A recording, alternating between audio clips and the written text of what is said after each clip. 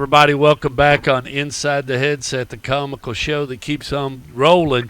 So we're going to roll back over to East Tennessee. I'm keeping this guy up late at night because he's on a different time zone, but he's one of the young pups on the show, and I guess I should move him up, let him go behind Coach Rankin. But anyway, we're going to go over to Cleveland and talk to the Blue Raider head coach of the Blue Raiders, head coach Chandler Tygard. How you doing tonight, Coach? I'm good, Stork, man. Stork Vision 2023. Excited to be back on.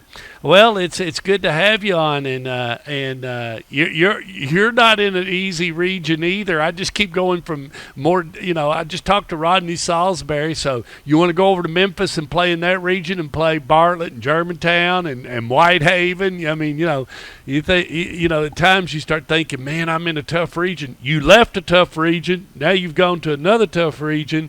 None of them are easy, are they, Coach?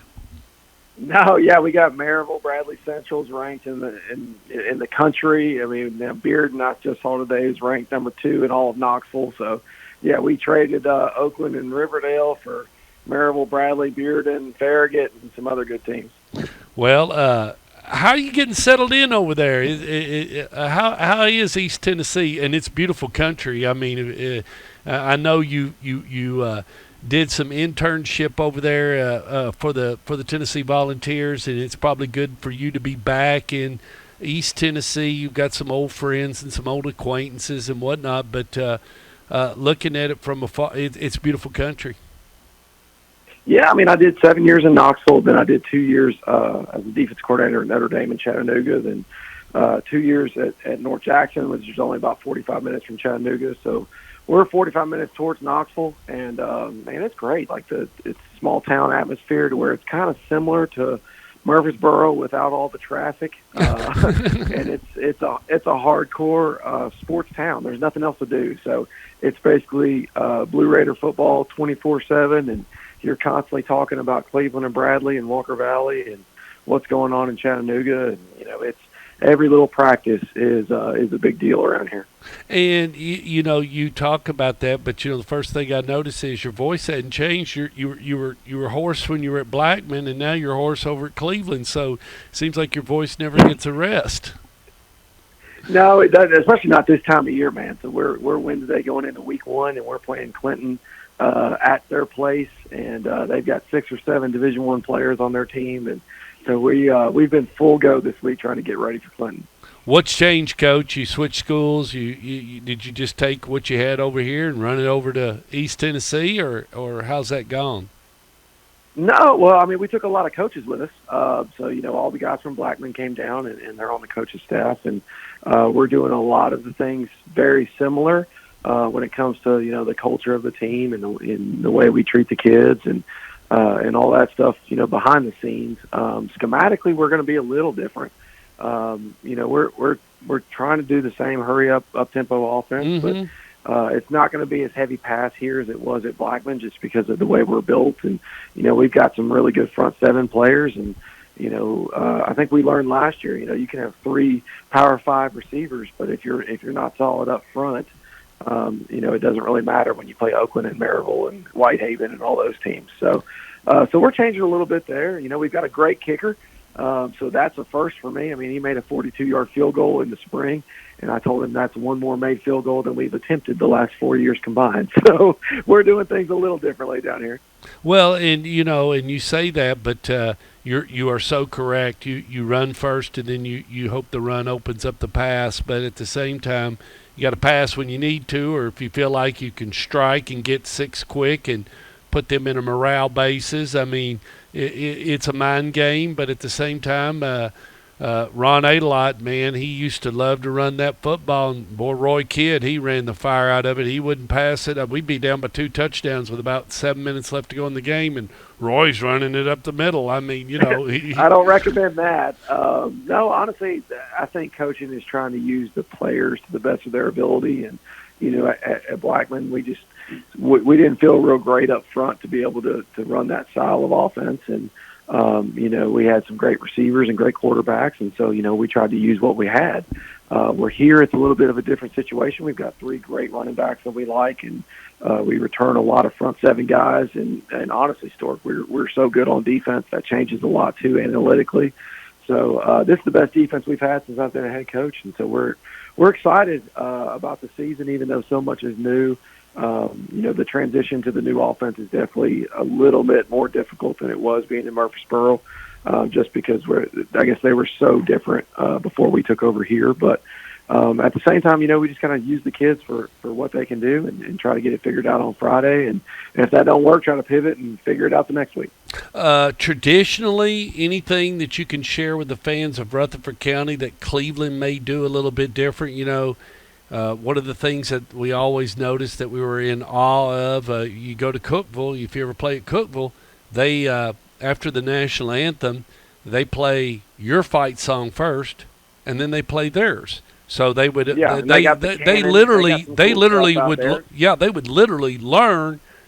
The band would learn your fight song and play your fight song for you coming to Cookeville to play, and it's just like oh my gosh, what's different at Cleveland High School?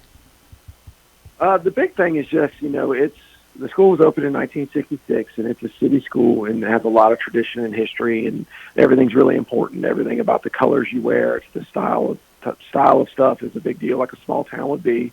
They won 54 straight games in the 90s and won 3 straight state championships, in 92 or 93, 94, 95. And then is that when they ran that wing tee?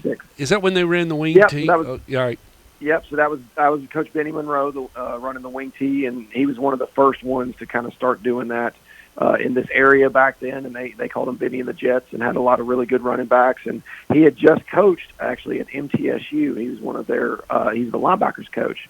And he put in the Delaware wing tee after he faced it as the linebackers coach at MTSU. And it was one of the first teams to do it here, and it took off. And Cleveland's always had a lot of good players and a lot of history and multiple Mr. Football winners and all. I mean, there's a giant wall in the field house of all the All-State players. But then now we've had 7 coaches since he retired. And, it's kind of just been a little bit living in the past, but a little bit we just couldn't seem to get it right. And, I've told people everywhere we go, the kids are the easy part. It's always the adults that are hard. Oh, yeah. And so we feel like this is the first time in a long time that we have vertical alignment from the school board to the superintendent to the principal to the athletic director to the head coach to now I work a lot with our middle school program, now the executive director of our Cleveland Youth Football League. And so the Little League is running the exact same offense as the high school. Like my coaches are out there with Little League and middle school. We've got we started a freshman program for the first time in 8 years. They've got 38 players. We've got 90 players on the middle school team. We've got 54 eighth graders. We've got over 80 tackle football players and 75 flag football players in the organization. So it's kind of a big city, more like a Maryville type feel to where it's one city, one town. Everybody's Blue Raidered out, and that's the biggest difference. It's probably like more when it was just Oakland and just Riverdale. It kind of has that feel more than just than having the 6 to 8, big 6A schools in Murfreesboro. So it's a bigger Hoosiers type scenario. It's like being in a movie somewhat, because you've got everybody in the town is aware of the football team and aware of the football program, and they may not have a child play, but they know somebody that does have a child, and so it's going to be packed on Friday night. You always have a huge home crowd. Yeah, I mean the attendance for our scrimmages has been like outrageous, So we're really excited. I mean this is the most excitement Cleveland's had in a long time, just to kind of see something different. And we brought in a lot of new coaches and some former players like Gerald Briggs Jr. won Mr. Football and played running back at Tennessee and played in the NFL. He's my running backs coach, and there's a whole lot of Tennessee Vols fans, and so it's kind of neat that we got so many Tennessee connections, and we run a similar style offense, and so all the Vols fans are real excited, and they come to practice every day and get to check it out. So, and it's really neat. It's definitely Friday Night Lights down here. It's got a different feel than being in Williamson County or Rutherford County for sure. Well, Coach, we wish you the best of luck on Friday night, and as you go into battle against Clinton, that'll be a nice opener for you. Yeah, I mean that's going to be an awesome opportunity. Dragon Stadium. I mean they've got their quarterback is committed to UT Martin. They've got a safety committed to Purdue. Running back with a Tennessee State offer. I mean they're absolutely loaded. Former Vol running back Jay Graham, his son just transferred there from Washington State. I mean, so they've got a 6'6" receiver, a 6'5" receiver. It's going to be a big challenge for us. But I'm excited to see how these kids do. We put them through a lot of work since we started in March, and we did the 6 a.m. Raider drills, kind of like we did at Blackman, and we did 2-a-days, and we did 3 hard scrimmages. I mean, we scrimmaged McCauley, who was a runner-up. We scrimmaged Baylor, a state champion, and Chattanooga Christian, who was a runner-up, all out of the private league. So we've had a hard preseason, so we're excited to go play somebody, a public school, kind of more relative to our ability, and see what happens. Coach, good luck, and we will talk to you next week on Inside the Headset. Hey, thanks, Thor. Tell Anthony hello and Judy the Beauty, and I can't wait to see what you guys do this year. Y'all do a great job, and I appreciate y'all always reaching out to us. All righty, and we'll talk to you soon. All right, buddy. Thank you, man. All right.